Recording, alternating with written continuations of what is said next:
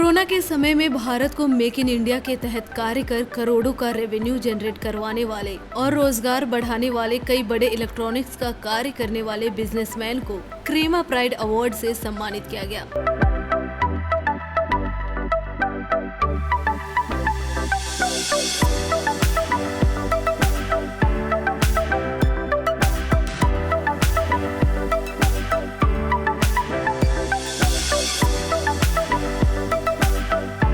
इस annual general meeting में ही पूरे साल में कब कब इलेक्ट्रॉनिक्स मार्केट बंद रखी और खोली जाएगी, किस तरह से वो आगे कार्य करेगी, इस तरह के कई बड़े फैसले भी सर्वसहमति से लिए गए। इस दौरान क्रेमा के नए प्रेसिडेंट के रूप में संजय नागपाल को चुना गया, जिन्होंने सरकार से इलेक्ट्रॉनिक एसोसिएशन की ओर ध्यान देने की अपील की। Central radio electronics merchant association ने जो कि सालों साल से इलेक्ट्रॉनिक ट्रेड की सेवा करती आ रही, हमने संकल्प लिया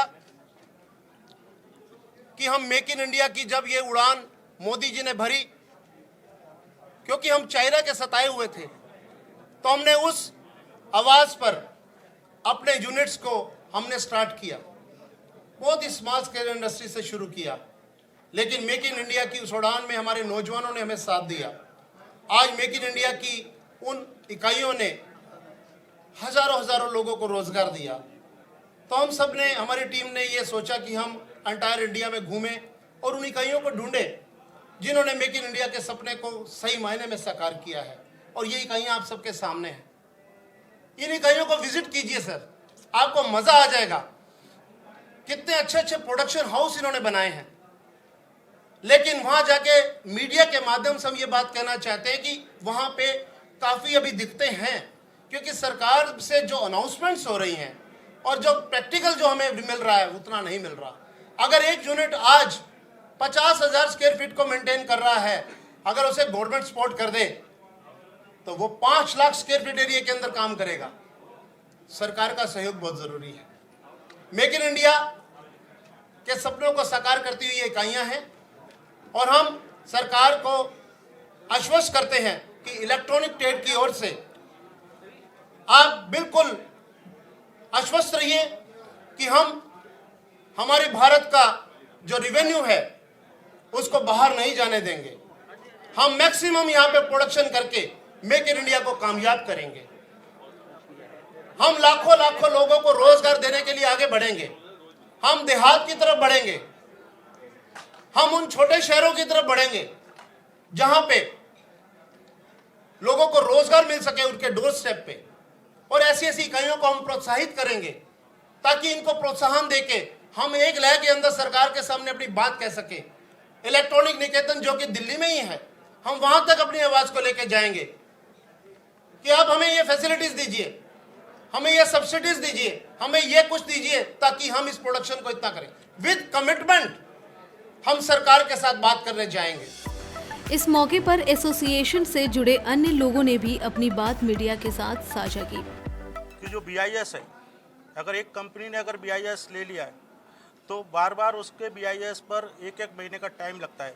उसको एक पोर्टल पे लेके आइए और उसका जो फीस है उसी पोर्टल पे उसको कंटिन्यू कर दीजिएगा, जिससे कि उसका टाइम बचेगा। और अगर एक कंपनी का BIS हो गया, सपोज करो आज किसी भी इक्का का अगर BIS है और दूसरा कोई लोगो लेके आता है कि उसका BIS कराना है, तो अभी उसमें टाइम ड्यूरेशन जाता है 1 मंथ हाफ, तो उसको 2 से 3 दिन के अंदर वो हो जाना चाहिए। और इंडस्ट्रीज में अभी बहुत सफ़र कर रही है, टीवी इंडस्ट्रीज जो 18% अभी जो छोटे साइज पर जो है GST, उसमें बड़े साइज के ऊपर जो 40 से लेके टिल 98 तक उसमें 28% GST है। उस GST को 18% करना चाहिए, क्योंकि गरीब लोग ही उसको बाय कर सकेंगे और अच्छे से प्रोडक्ट को ले सकेंगे। आज एक छोटा सा कनेक्टर है, वो इंडिया में नहीं बनता, लेकिन किसी भी फिनिश प्रोडक्ट के लिए वो बहुत ज़रूरी है। फॉर एग्जांपल मैं एक कनेक्टर लेता हूँ, USB कनेक्टर। उस कनेक्टर को एक मैन्युफैक्चरर जब इंपोर्ट करता है तो उसको 0% ड्यूटी लगती है। गवर्नमेंट की एक कंडीशन है, मैन्युफैक्चरर कंडीशन। लेकिन अगर हमारे जैसे ट्रेडर जिसने वो 100 मैन्युफैक्चरर्स या 1000 मैन्युफैक्चरर्स के लिए लेके आना है, उसको 15% ड्यूटी लगती है। आप एक बात समझिए, एक मैन्युफैक्चरर चाइना टिकट का पैसा खर्च करके जब वहाँ जाता है 50,000 पीस लाता है, चाइना वाले उसके साथ चीटिंग भी करते हैं। लेकिन अगर एक ट्रेडर हमारे जैसा जो 1,000 मैन्युफैक्चरर्स के लिए वो 10 लाख पीस ला रहा है, उसमें अगर ड्यूटी नहीं होगी तो हमारे मैन्युफैक्चरर्स को उसमें भी बहुत फ़ायदा है। उसमें चीटिंग नहीं होगी, उसमें कॉस्टिंग कम आएगी। तो सिर्फ मैन्युफैक्चरर जो है उसके बेनिफिट के लिए जो ट्रेडर बहुत सारे मैन्युफैक्चरर्स के लिए ला रहा है, उस तरफ भी ध्यान दिया जाए। रिवर्स ड्यूटी इंफ्रास्ट्रक्चर को ध्यान में देना ज़रूरी है।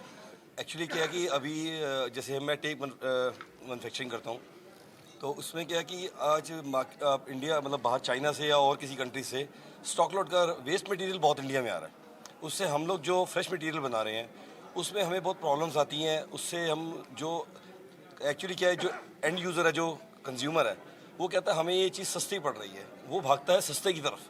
तो जब स्टॉक लॉट का मटेरियल बिल्कुल थ्रोट प्राइजेस पे इंडिया में आता है तो हम मैन्युफैक्चरर्स को बड़ी प्रॉब्लम होती है उनसे कम्पीट करने में।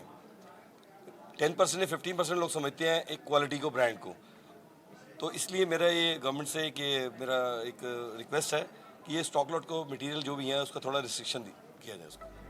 आपको बता दें कि मेक इन इंडिया अभियान के तहत हिंदुस्तान को हजारों करोड़ों का रेवेन्यू हुआ है, क्योंकि पहले भारत का अधिकतर इंपोर्ट चीन से होता था। लेकिन इस अभियान के बाद देश के कई कोनों में मेक इन इंडिया की इकाइयां स्थापित होने से भारत की विदेशी मुद्रा रकम बढ़ गई है।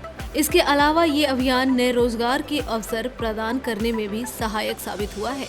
मेक इन इंडिया के तहत काम करने के बाद भारत अपने देश के कोने कोने में सामान पहुंचाने के साथ साथ भूटान, बांग्लादेश, नेपाल जैसे देशों में भी अपना सामान एक्सपोर्ट करने लगा है।